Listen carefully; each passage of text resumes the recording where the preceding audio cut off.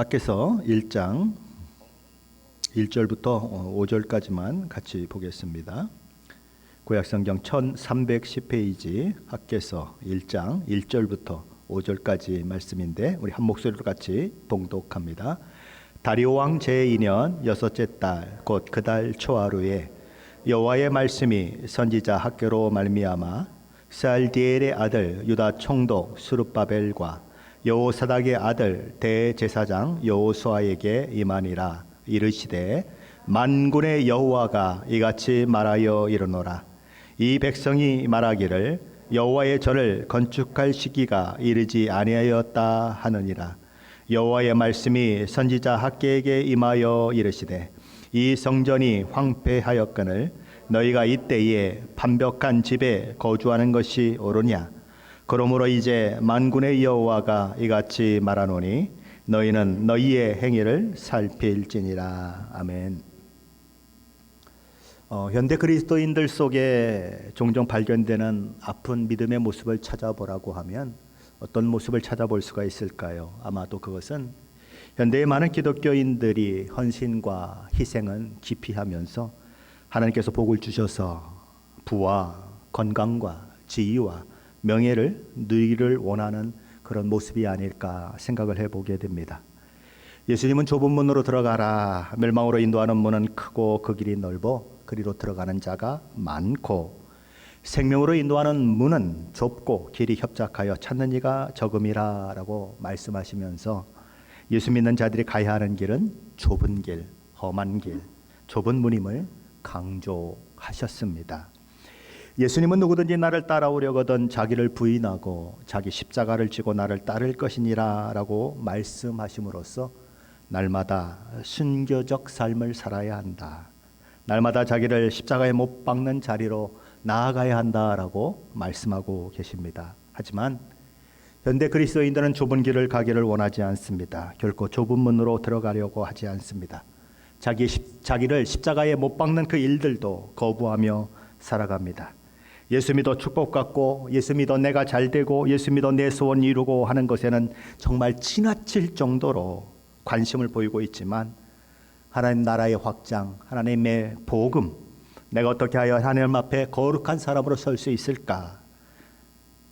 어떻게 하면 하나님의 목적과 뜻에 합당한 자로 내가 세워질 수 있을까 하는 것에는 그다지 관심을 보이지 않는 사람들이 너무나 많은 것이 현실입니다.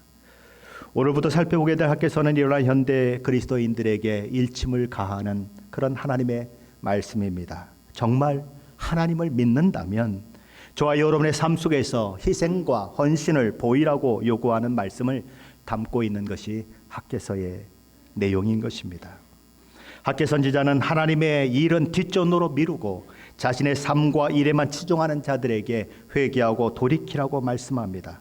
그는 청중들에게 그들의 일이 잘 풀리지 않고 계속 곤경에 처하게 된 것은 하나님의 주신 목적을 잃어버렸기 때문이고 하나님께 주신 사명을 저버리고 자기 일에 심취했기 때문이다 라고 말씀하고 있습니다. 그러니 너희는 돌이켜 지금까지 등한히 했던 하나님의 일을 우선적으로 하라고 학개 선지자는 촉구하는 것입니다. 그리하면 하나님께서 여러분들에게 삶을 축복해 주실 것이고 모든 것이 잘되게 하실 것이다 라는 격려의 말씀이 또한 따라오는 것입니다.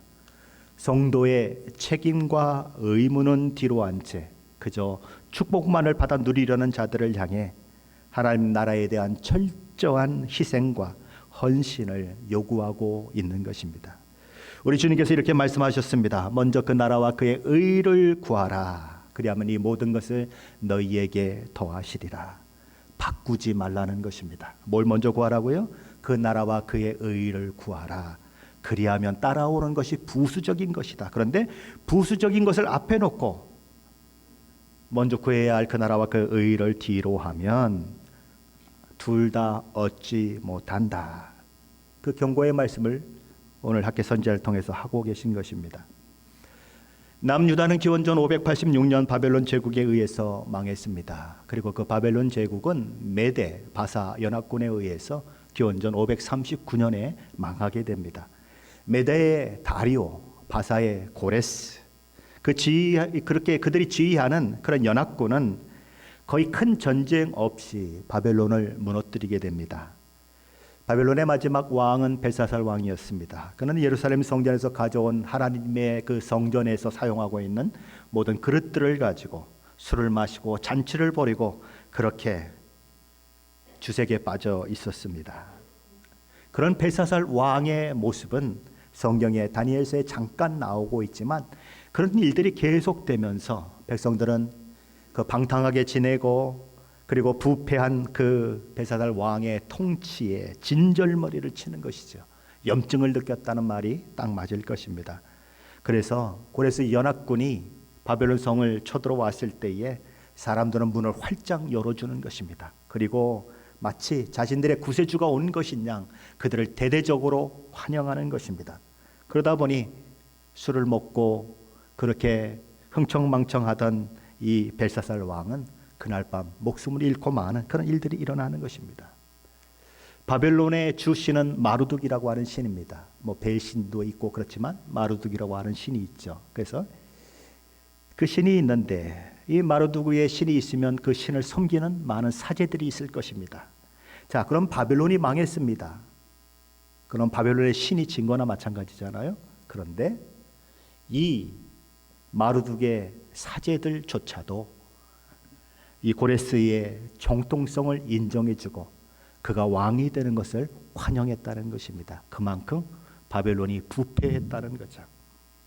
자, 그 모든 것들에 대해서 고레스는 마치 그것에 보답이라도 하듯이 바벨론의 강제로 끌려와 살던 모든 민족에게 종교의 자유를 선포하게 되는 것입니다. 우리가 이미 살펴보았던 고레스 칙령이 바로 그것이죠. 포도주를 저장하는 나무 통처럼 생긴 토기에 그 고레스 칙령이 기록되어 있는데 이 토기가 1879년 고대 바벨론의 에사길라라고 하는 신전에서 발견이 되죠. 그리고 그 발견된 것이 지금 영국의 대형 박물관에 보관이 되고 있는 것입니다. 그 고레스 칙령에 의해서 수많은 포로로 잡혀왔던 사람들이 자기 고국으로 돌아가게 되고 이스라엘 백성들도 고국으로 돌아가는 그런 일들이 있게 되는 것이죠.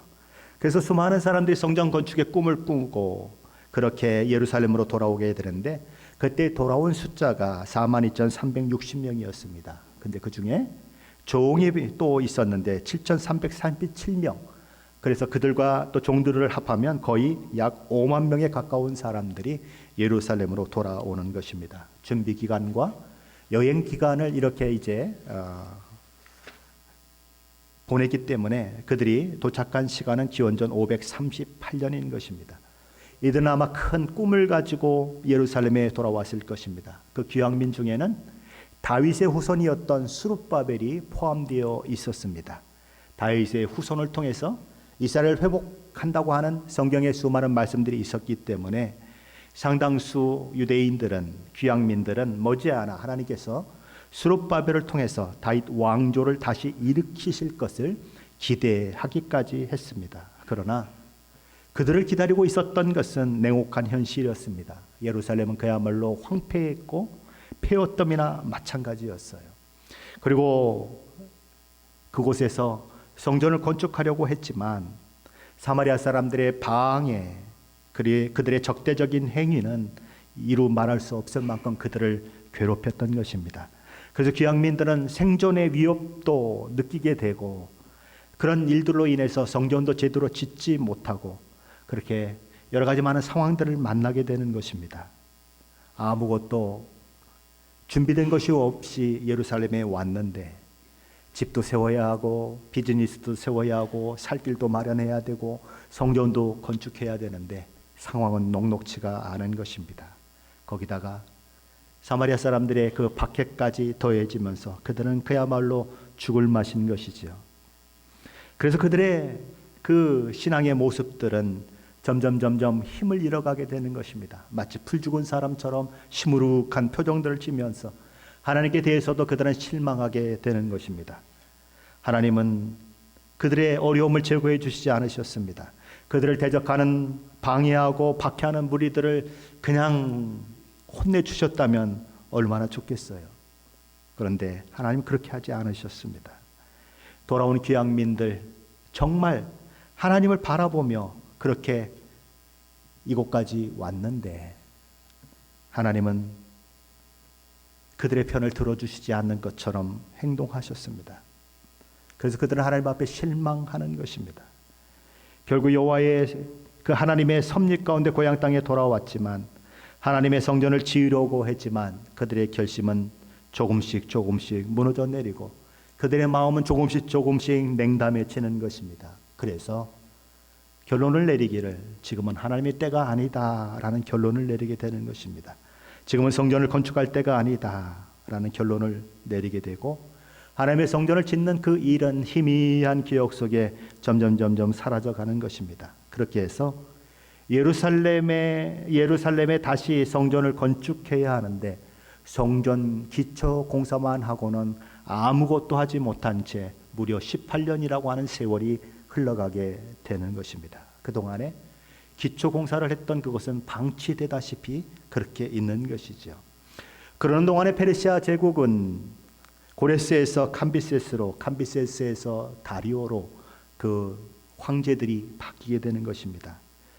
고레스의 친척이었고 장군이었던 다리오는 기원전 522년에 이 페르시아의 왕이 됩니다. 그런데 그는 통치 2년 동안 아주 힘든 시간을 보내요. 왜냐하면 제국의 곳곳에서 반란군들이 일어나게 되고 그는 통치 그 2년 차가 될 때까지 끊임없이 그들의 그 반란을 제압하는 그 일들을 위해서 군사를 이끌고 출정해야 하는 그런 일들이 있게 되는 것입니다. 그리고 그의 통치 2년 차인 기원전 522년에 드디어 페르시아 제국이 안정을 되찾게 되는 것이지요.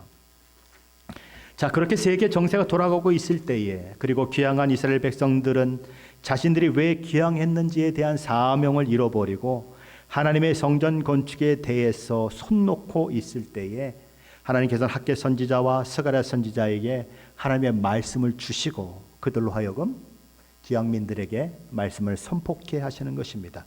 무엇을 위해서 그렇습니까? 사명을 잃어버리고 하나님의 일이 아닌 자기 일에 바쁜 이스라엘 백성들의 마음을 다시 사명의 자리로 돌이키게 하기 위해서인 것입니다. 그들의 꺼진 열정의 불을 다시 지피기 위해서 그런 것이지요. 오늘 보면 학개서 1장 1절 말씀인데 다시 한번 함께 읽어봅니다. 1장 1절입니다. 다리오 왕 제2년 여섯째 달 곧 그 달 초하루에 여호와의 말씀이 선지자 학개로 말미암아 스알디엘의 아들 유다 총독 스룹바벨과 여호사닥의 아들 대제사장 여호수아에게 임하니라. 이르시되 학개 선지자가 하나님의 말씀을 들은 때에는 다리오 왕 제2년 기원전 520년입니다. 이 시기는 아주 중요한 시기예요. 페르시아 제국의 왕이 되었던 다리오가 제국 곳곳에서 일어났던 반란을 제압하고 이제 페르시아가 안정을 되찾으면서 이제는 자신의 통치 기반이 이제 굳건히 서 있다고 하는 생각을 하게 되는 것입니다.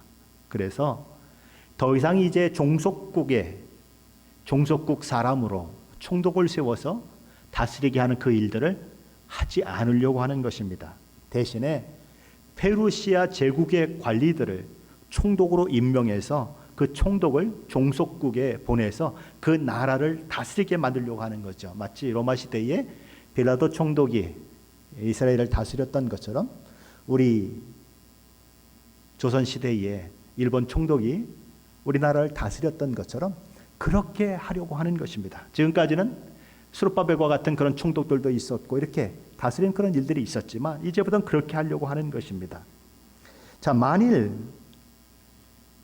이렇게 페르시아의 관리가 총독으로 이스라엘의 총독으로 임명이 된 상태에서 그들이 성전을 건축하려고 한다면 많은 저항을 만날 수도 있는 것입니다.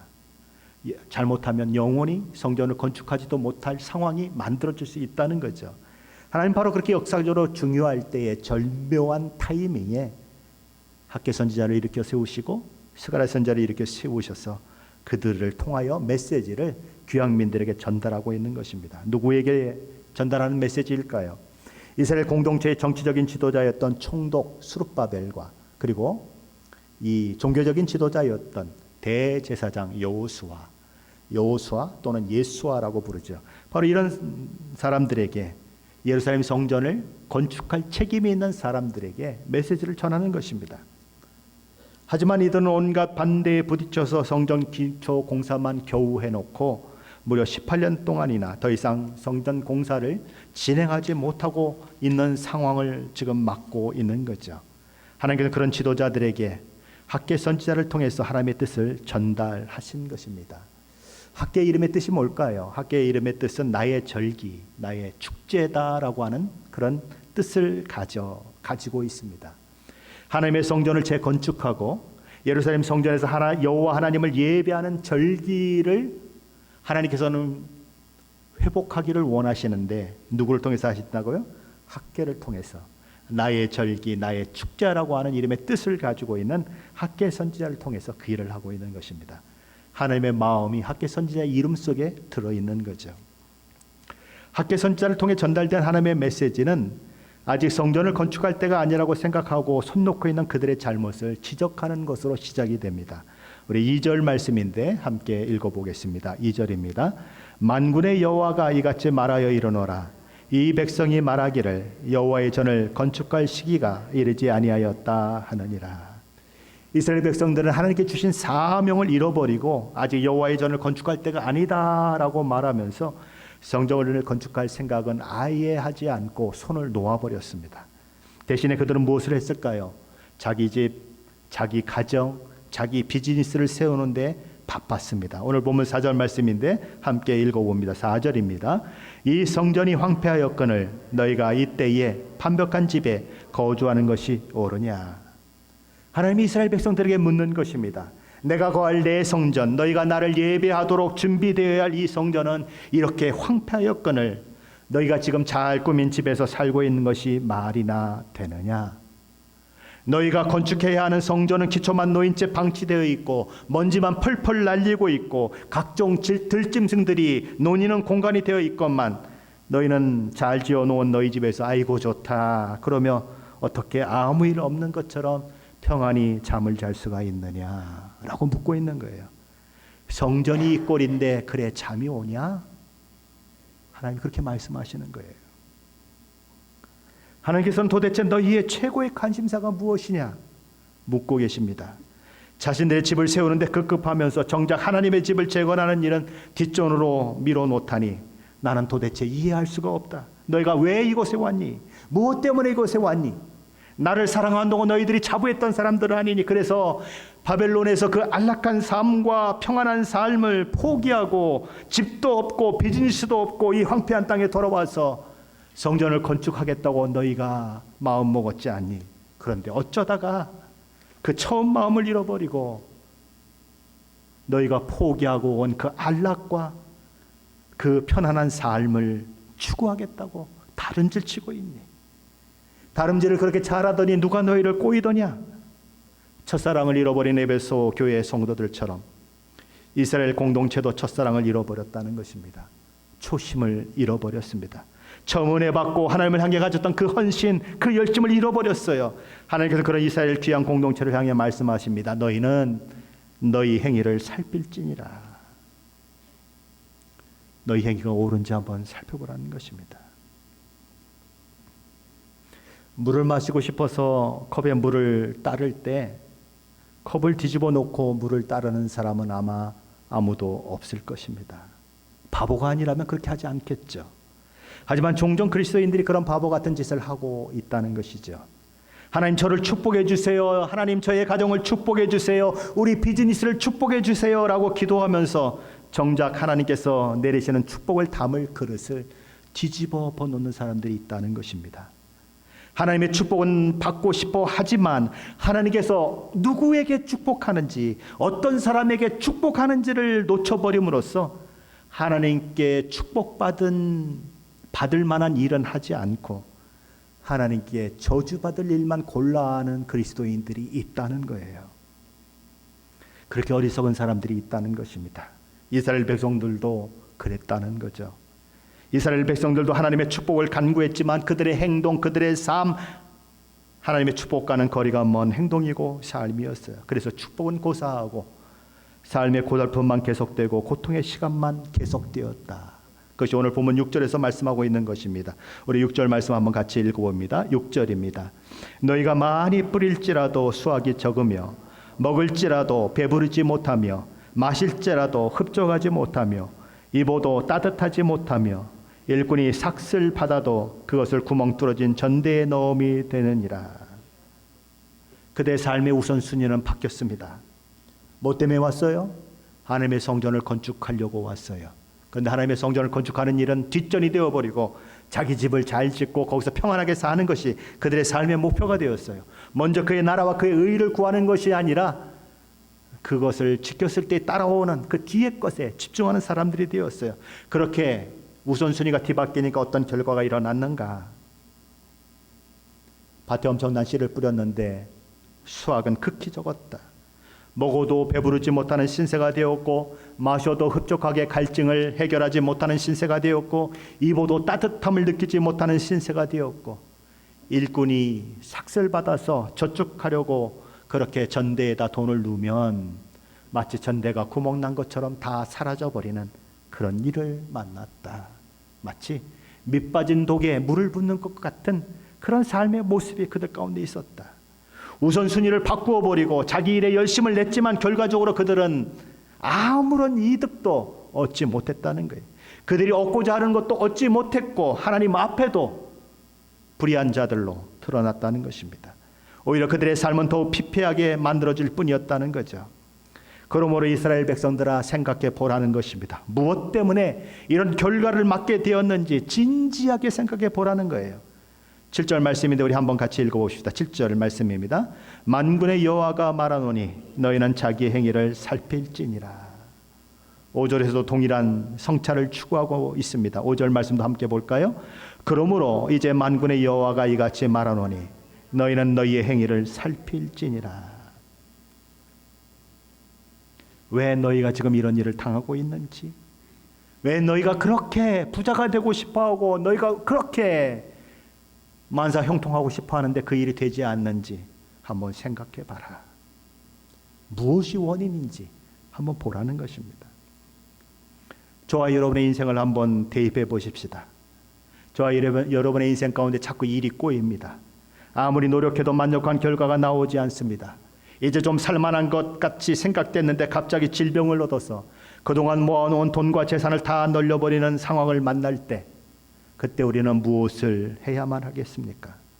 돈은 늘어나는 것 같은데 한숨과 염려는 더 많아지고 가정의 형편은 더 좋아지는데 가족의 식구들, 특별히 자식들의 신앙의 상태는 점점 하나님과 멀어질 때 우리는 무엇을 해야만 합니까? 그때 우리는 멈추어 서서 깊이 생각해야만 하는 것입니다. 이런 때는 잠시 하던 일을 멈추고 은밀한 골방에 들어가 하나님께 기도하며 하나님께서 무엇을 말씀하시는지 귀를 기울여 들어야 합니다. 무엇이 잘못되었습니까? 나의 우선순위가 뭐가 문제가 있습니까? 물어야 하는 거예요. 세계적인 건축 설계회사 티마스의 회장이요, 오바마 대통령 때 오바마 정부의 건축 자문위원이었으며 잠언 31장의 말씀을 근거로 해서 비즈니스를 운영하는 코리안 아메리칸이 있습니다. 하용록 그 회장이라는 분이 있습니다. 그가 쓴 책 중에 성경대로 비즈니스하기 P31이라고 하는 책이 있습니다. 여기서 P는 잠언의 영문 첫 글자를 딴 것으로 P31은 잠언 31장을 말합니다. 그는 필라델피아 한인들 사이에서 아메리칸 드림을 이룬 사람으로 여겨졌던 사람입니다. 12살에 미국에 온 뒤에 명문대인 유펜에서 건축학을 전공하고 미국의 유명 건축 설계회사에 들어가서 겨우 29살의 나이에 회사 주격이 된 사람입니다. 그는 그가 33살이 되었을 때에 겪었던 이야기를 나누면서 이렇게 이야기를 책에서 하고 있습니다. 33세의 빛나는 청년이었던 나는 열정적으로 일에 몰두하며 마치 나를 위해 예비된 것만 같던 세상에서 부와 명예, 행복을 향해 전속력으로 달리고 있었다. 그런데 바로 그 월요일 완벽해 보이던 내 삶이 물거품처럼 한순간에 무너졌다. 무슨 일이 있었던 걸까요? 그는 그의 10월에 필라델피아로부터 뉴욕의 커스터머를 만나러 고속도로를 운전하고 있었습니다. 그런데 그날따라 컨디션이 매우 좋지가 않았어요. 날씨는 시원했는데 왠지 식은땀이 그렇게 진땀이 흐르는 것입니다. 평소 아주 건강한 사람이었기 때문에 아유 감기 증상이 있는가 보다라고 가볍게 생각하고 운전을 계속하고 있는데 얼마 안 가서 눈이 점점 아득해지기 시작했습니다. 커다란 글씨가 써있는 고속도로의 간판이 제대로 보이지 않았어요. 눈을 비벼봅니다. 애써서 눈을 비벼보는데 눈앞이 점점 어두워져 가는 거죠. 그러더니 한순간 눈앞이 완전히 캄캄해졌어요. 아무것도 안 보이는 거예요. 본능적으로 브레이크를 잡다가 정신을 잃었습니다. 어디서요? 고속도로에서. 70마일, 80마일 달리는 그 고속도로에서 운전을 하고 있다가 정신을 잃어버렸어요. 시간이 얼마나 지났을까요? 정신이 들어서 주위를 살펴보니까 자기 차가 3차선에 그대로 서 있더래요. 그리고 그 옆에서는 막 싱싱하면서 차들이 달리고 있더라는 것입니다. 그는 그때 이 생각을 하는 것입니다. 내가 조금 전에 죽을 수도 있었구나. 그렇게 힘든 상황 속에서 뉴욕에 도착하고 고객과의 미팅을 마치고 현기증이 나기도 했지만 그는 다시 필라델피아 집에 돌아옵니다. 가슴이 답답해서 좀 바깥 바람을 쐬면 날까 그래서 좋은 뜰에 가서 잔디를 깎기 시작합니다. 그런데 가슴이 답답해 와요. 가슴이 뭔가 막 방망이질 하듯이 그런 느낌이 들어서 이제 자기 주치의에게 전화를 했더니 주치의가 상태가 어떠냐 이렇게 설명을 했더니 지금 당장 응급실로 가라고 호통을 칩니다. 그래서 응급실에 도착을 했어요. 그랬더니 응급실에서 하는 얘기는 심장 이식 수술을 하지 않으면 안 될 만큼 심장이 망가져 있다는 소식을 듣게 되죠. 그리고 그로부터 약 2년 동안 그는 생명을 위협하는 절박한 위기의 순간들을 필사적으로 넘기면서 하루하루를 살게 됩니다. 무려 심장 이식 수술을 2번이나 받는 그런 일들이 일어나죠. 이런 삶의 굴곡을 통해서 자신이 돌아왔던 길을 돌아보게 됩니다. 멈추어 생각하게 돼요. 그리고 병원에 입원해 있는 동안 성경을 통독하면서 하나님의 말씀을 읽기 시작하고 하나님의 말씀을 눈이 아니라 마음으로 읽기 시작합니다. 그때 그에게 부딪혀온 말씀이 내 이웃을 내 몸과 같이 사랑하라는 말씀이었어요. 지금까지 그렇게 그냥 지나가던 말씀이었는데 그날따라 병원에 입원해서 그 보는 말씀이 그의 마음을 타치한 것이지요. 그래서 그는 나중에 회사를 세우게 되는데 그 회사의 목표가 뭡니까? 우리 회사는 사람을 사랑하는 것이다. 그 회사의 목표예요. 우리 회사는 다른 사람을 위해서 존재한다. 그리고 잠언 31장에 한 여인에 대한 이야기가 나오죠. 그것을 비즈니스 자기 그 사업에 적용을 해서 비즈니스를 잠언 31장의 원리하에 이끌어가게 됩니다. 그래서 처음 입사한 사람들에게는 잠언 31장을 가르칩니다. 우리 회사는 이런 회사입니다. 미국의 젊은이들이 가장 가고 싶어하는 1등 회사, 바로 이 사람이 운영하는 회사인 것입니다. 그는 잠언 31장을 비즈니스 사업에 접목시키고 그것을 어떻게 하나님께서 그 일들을 통해서 어떻게 자기를 축복했는지를 간증식으로 기록하고 있는 책이 성경대로 비즈니스 하기 P31이라고 하는 책입니다. 그는 이렇게 말합니다. 필라델피아에서 뉴욕으로 가는 고속도로에서 3차선에 멈추어진 자신은 이제 세상 고속도로가 아닌 하나님의 고속도로를 달리게 되었습니다. 하나님께서는 세상 고속도로를 질주하고 있는 하용로 회장을 멈추어 세워서 하나님의 고속도로를 달리게 하신 것처럼 자기 집은 편벽하게 지어놓고 하나님의 성전을 방치한 채 하나님의 비전도 하나님의 사명도 잊어버리고 사는 이스라엘 백성들을 또한 멈추어 세우셨습니다. 그리고 하나님께서는 이스라엘 백성들에게 다시 사명을 주세요. 오늘 보면 7절 말씀인데 함께 읽어봅니다. 7절입니다. 너희는 산에 올라가서 나무를 가져다가 성전을 건축하라. 그리하면 내가 그것으로 말미암아 기뻐하고 또 영광을 얻으리라. 여호와가 말하였느니라.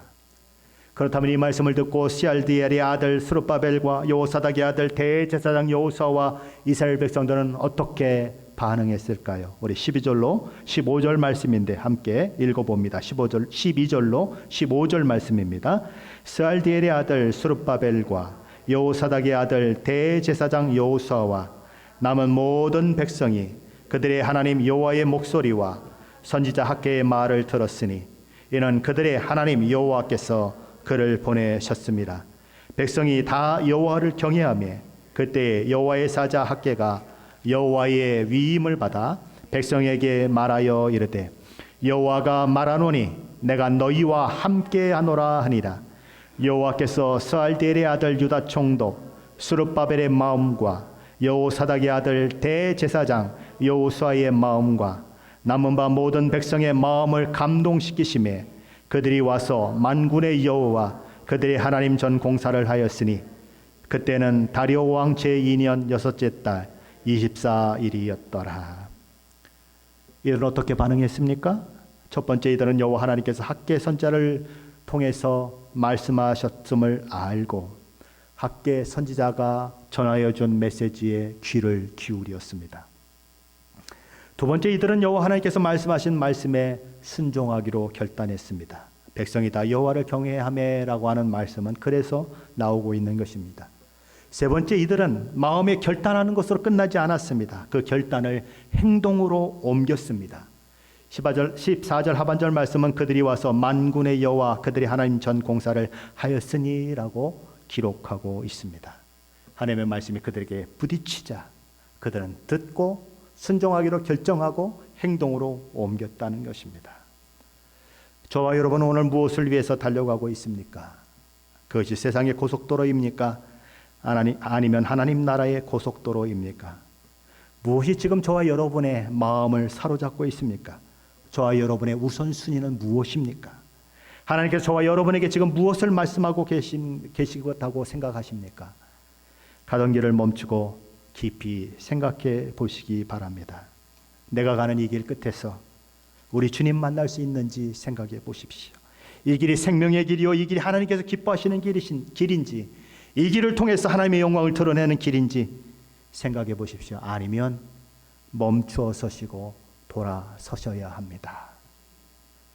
돌아서셔서 세상 길이 아닌 하나님의 길을 가셔야 하는 것입니다. 어느 날 그러지 않고 세상 고속도로를 계속 달리면 하나님께서 멈추시게 하는 날이 있어요. 하영록 회장은 3차선에 서 있기에 망정이지, 그죠? 어쩔 뻔했어요. 그런 날이 온다는 것입니다. 왜요? 하나님이 저와 여러분을 사랑하시기 때문에 그래요. 멈춰라. 그 길은 내가 원하는 길이 아니다. 멈춰라 말씀하는데도 멈추지 않으면 하나님께서 강제로 멈추게 하셔요. 왜요? 저와 여러분이 사랑하는 자녀들 때문에 그래요. 그러므로 저와 여러분은 하나님이 이리 흔들고 저리 흔들어서 내가 잘못된 길을 가고 있다고 말씀할 때 멈추어 서서 생각해야 하는 거예요. 깊이 생각해야 하는 거예요. 내가 지금 바른 길을 가고 있는가? 정말 하나님이 원하시는 길을 가고 있는가 생각해야 하고, 세상의 길이 아니라, 세상의 고속도로가 아니라 하나님의 길, 하나님의 고속도로를 달려야 하는 것입니다. 그 길만이 생명의 길이고, 그 길만이 하나님이 박수치는 길이고, 그 길만이 하나님이 인정하는 길이기 때문에 그래요. 저와 여러분의 삶 속에서 그 길을 달려가시는 일들이 있으시기를 예수 그리스도의 이름으로 간절히 축원합니다.